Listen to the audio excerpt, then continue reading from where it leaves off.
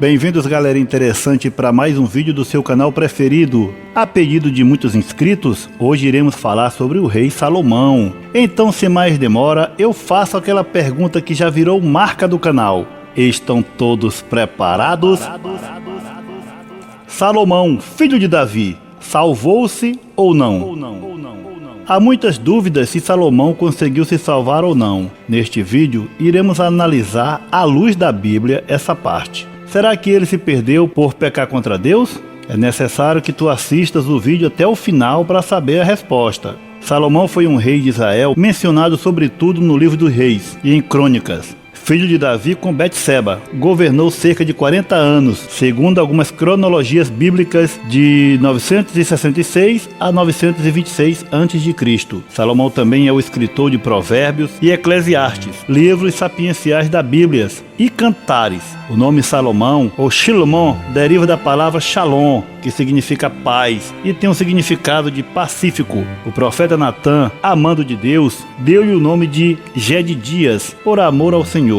Isto está escrito em 2 Samuel, capítulo 12, versículo 25. No capítulo 2 do primeiro livro de Reis, Davi dá conselhos a Salomão dizendo: obedeça ao que o Senhor, o seu Deus, exige. Ande nos seus caminhos e obedeça aos seus decretos, aos seus mandamentos, às suas ordenanças e aos seus testemunhos, conforme se acham escritos na lei de Moisés. Assim você prosperará em tudo o que fizer e por onde quer que for. E o Senhor manterá a promessa que me fez, se os seus descendentes cuidarem da sua conduta e se me seguirem fielmente de todo o coração e de toda a alma. Você jamais ficará sem descendente no trono de Israel. Davi, seu pai, lhe deu conselhos para que obedecesse às leis dadas por Deus a Moisés. Quando ele assumiu o trono, ainda jovem, o Senhor apareceu a ele em um sonho e disse: peça-me o que quiser e eu lhe darei. Salomão respondeu: tu foste muito bondoso para com teu servo, meu pai Davi, pois ele foi fiel a ti e foi justo e reto de coração.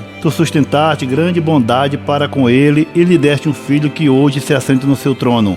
Agora, Senhor meu Deus, fizeste o teu servo reinar em lugar de meu pai Davi, mas eu não passo de um jovem e não sei o que fazer. Teu servo está aqui entre um povo que escolheste, um povo tão grande que nem se pode contar. Dá, pois, a teu servo um coração cheio de discernimento para governar o teu povo e capaz de distinguir entre o bem e o mal. Pois quem pode governar este teu grande povo? O pedido que Salomão fez agradou o Senhor. Por isso Deus lhe disse: já que você pediu isto, e não uma vida longa nem riquezas, nem pediu a morte dos teus inimigos, mas discernimento para ministrar a justiça, farei o que você pediu. Eu lhe darei um coração sábio capaz de discernir, de modo que nunca houve nem haverá ninguém como você. Também lhe darei o que você não pediu, riquezas e fama, de forma que não haverá rei igual a você durante toda a sua vida. E se você andar nos meus caminhos e obedecer aos meus decretos e aos meus mandamentos, como seu pai Davi, eu prolongarei a sua vida. Aqui Deus fez uma promessa a Salomão e lhe deu o dom da sabedoria, mas também disse que ele tinha que obedecer os seus mandamentos. Isso está escrito em 1 Reis, capítulo 3, dos versos 5 ao 14.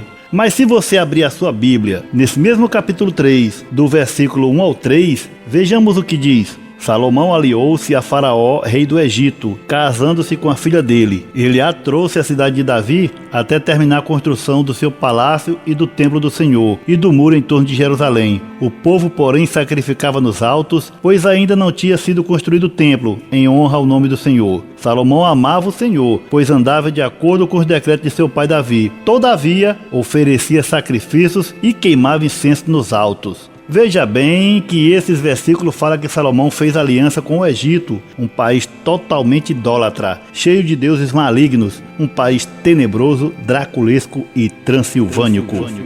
Por causa de mulher, que era a sua fraqueza, e Satanás sabia disso. Casou-se com uma mulher a quem Deus disse ao povo de Israel não tomarem mulheres estrangeiras para não se contaminarem com elas. Também ele e o povo ofereciam sacrifício nos altos, o que Deus não gostava. Saiba mais sobre os altos em Deuteronômio capítulo 12, versículo 2, Levítico 26, 30, Números 33, versículo 52, 1 Reis capítulo 15, versículo 14, 1 Reis 22, 44, 1 Reis capítulo 13 e versículo 2, etc. Você vai saber mais sobre esses altos. Mesmo assim, Deus apareceu para ele em um sonho, mesmo sabendo de tudo que ele estava fazendo. Deus apareceu para ele em um sonho e lhe deu o dom de sabedoria. A Bíblia conta as maravilhas que Salomão fez através de sua sabedoria, como ele resolveu o caso daquelas duas mães que diziam que a mesma criança era delas, de como ele construiu o templo para o Senhor, que era o desejo de seu pai Davi. Dizem os historiadores que os maçons, que significa pedreiros, começou na época da construção do templo, onde ele se reunia para tratar de assuntos de construção e não queria que todos soubessem os segredos de sua arte de engenharia. Aí veio as reuniões secretas. Satanás, sabendo da fraqueza de Salomão, ofereceu muitas mulheres de vários povos, e com elas vieram também seus deuses e a idolatria tão abominada por Deus. Ele teve 700 mulheres e 300 amantes. Isso com certeza resultou em confusão, discórdia e pecado.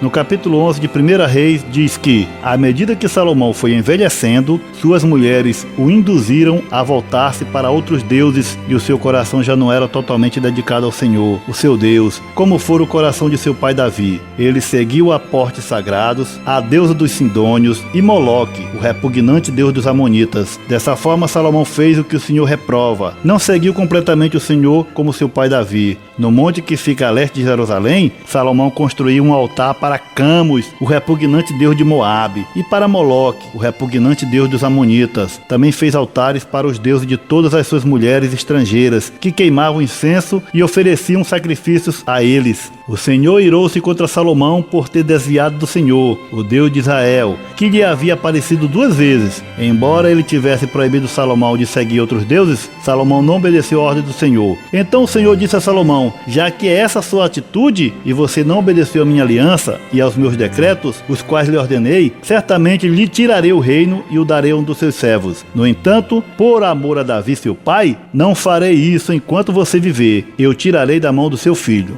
O capítulo 11 mostra as abominações que Salomão fez contra o seu Deus, adorando a outros deuses. Daí veio muitas seitas demoníacas, tudo associado a Salomão. A maior delas é a Goétia, que trata dos instrumentos e modos para a invocação e evocação de 72 espíritos malignos, conhecidos no meio ocultista como Goécios, por sua estrita relação e origem com esse sistema mágico. A Goétia baseia-se na tradição e simbólica judaico-cristã islâmicas e tem sua origem traçável na literatura corânica, que por sua vez baseia-se em antigas literaturas apócrifas e pseudoepigráficas, referentes a detalhes de eventos marcantes da época veterotestamentária, mas exatamente os eventos em torno da construção do Templo de Salomão. Dentre esses antigos textos, o mais notório seria o manuscrito apócrifo conhecido como o Testamento de Salomão. A Goétia é um conjunto de técnicas e procedimentos cerimoniais que visam evocar demônios para que eles obedeçam ao magista. Por meio dessas técnicas, o magista se utiliza do demônio sem que este exerça influência sobre o magista. Para isso são utilizados uma série de selos e chaves de proteção, todas explicadas, ensinadas e detalhadas na Goétia. Para simplificar, os mágicos, feiticeiros, druidas, bruxos e magos acreditam que Salomão recebeu o poder dos anjos e aprisionou 72 demônios para o obedecerem, e que quem conhecer esses encantamentos poderá mandar nesses demônios. Nós temos uma fonte que está próxima ao 1º século, que se chama o Testamento de Salomão, que é onde um anjo dá para Salomão um anel. Algumas versões dizem que esse anjo era Gabriel, outras versões dizem que esse anjo era Micael. Os cabalistas chamam esse anjo de outro nome. Então existe pelo menos 4 possibilidades diferentes para o nome do anjo que deu esse anel a Salomão. É o que vemos hoje em várias mágicas de ilusionistas que não se pode explicar. Quem tiver o anel de Salomão fica imune e tem poder sobre esses espíritos. Esses encantamentos e magias que eles seguem estão escritos em livros que Salomão teria escrito, os Grimórios Salomônicos. Esses Grimórios eram livros de magia prática escritos entre o final da Idade Média e o século XVIII. É por isso que se fala muito em 5 Salomão, pentagrama de Salomão. Na maçonaria, a cadeira usada pelo venerável mestre é o trono de Salomão. E por aí vai. são várias vertentes usando o nome de Salomão. É a invocação cabalística do sábio Salomão, a chave de Salomão, as clavículas de Salomão, magia de Salomão, anel de Salomão, entre outras. Mas a verdade é que eles não podem provar o que dizem, pois a Bíblia não fala nada sobre isso, apenas que Salomão pecou contra Deus. Muitas pessoas da Idade Média escreviam grimórios e colocavam como autor o rei Salomão, para que os seus escritos tivessem alguma relevância dentro da magia. Porque tudo que colocasse o selo, a chancela, o carimbo de Salomão, as pessoas iriam dar crédito. E também as pessoas não iriam se complicar nem com a Inquisição Católica e nem com a Inquisição Protestante. Mas a pergunta que todos fazem é: Salomão se salvou ou não?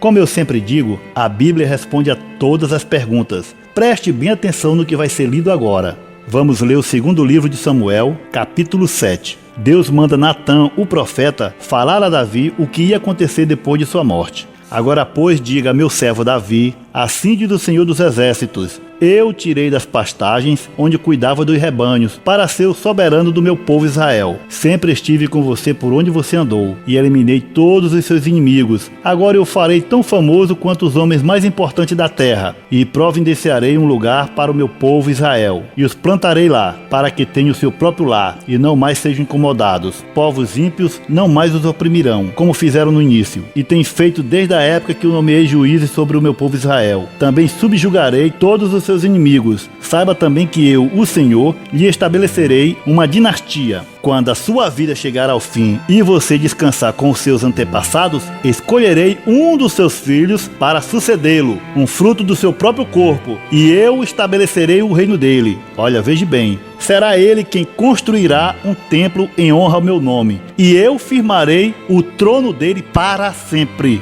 Eu serei seu pai e ele será meu filho. Quando ele cometer um erro, eu o punirei com o castigo dos homens, com açoites aplicados por homens, mas nunca retirarei dele o meu amor, como retirei de Saul, a quem tirei do seu caminho. Quanto a você, sua dinastia e seu reino permanecerão para sempre diante de mim. O seu trono será estabelecido para sempre. Olha aí, galera interessante, a resposta para a tua pergunta. Deus fala claramente a Davi, através do profeta Natã, que quando Davi morresse, o Senhor iria colocar o filho de Davi no trono e que ia firmar o trono do seu filho para sempre. Também ainda diz mais, que se ele pecasse, o Senhor iria castigá-lo com castigo de homem. Não era castigo espiritual eterno, mas era um castigo de homem. Ainda tem mais, mas por causa de Davi, ele nunca iria tirar seu amor de Salomão, como ele tinha retirado seu espírito de Saul. Então, amados, Salomão com certeza foi castigado por Deus, se arrependeu amargamente de seus pecados, assim como seu pai, que matou um homem para ficar com sua mulher, e se arrependeu e foi chamado o homem segundo o coração de Deus. Deus fez uma promessa a Davi. Deus não é homem para mentir. Com certeza ele cumpre todas as suas promessas. Podemos ver o arrependimento de Salomão em vários de seus provérbios e em Eclesiastes, onde ele fala que tudo é vaidade. Ele amargou profundo arrependimento por seus pecados e, como seu pai Davi, pagou o preço. Agora me respondam. Será que quando Deus deu sabedoria a Salomão, ele não sabia que Salomão ia pecar contra ele? Será que Deus não sabe todas as coisas? Com certeza sabia. Agora, os propósitos de Deus, nós não sabemos. Não são propósitos como os dos homens. E com certeza tem um fundamento nessa triste história de Salomão. São segredos que pertencem a Deus. Um dia nós saberemos de tudo. É isso aí, galera, interessante. Eu já tô indo nessa. Espero que todos tenham gostado do vídeo. Eu volto no próximo. Espero todos vocês. Que Deus abençoe a todos. Valeu!